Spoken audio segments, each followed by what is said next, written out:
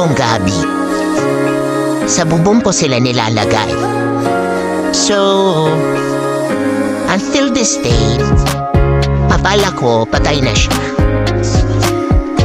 And binaba ko siya from bubong kasi akala ko wala na. But look at this. Lumabas ako ngayon para ayusin yung mga halaman ko and I found out that nabuhay siya ulit. So, with the story of Gabi, I learned something. Parang buhay ng tao. Diba?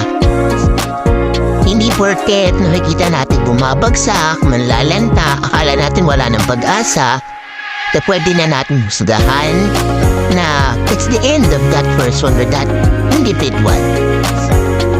From this plant, I've learned that yung inaakala natin na yung mga tao pabagsak na at wala na talaga, huwag po nating agad babaan ng bird.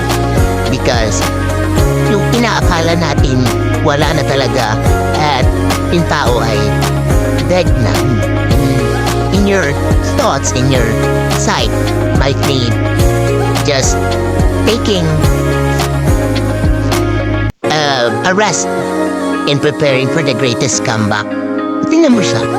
Di ko akalain na magiging okay pa siya. So, akit ulit siya sa bubong. So, doon ulit siya i-stay to grow na maayos. So, yun lang. Thoughts of the day.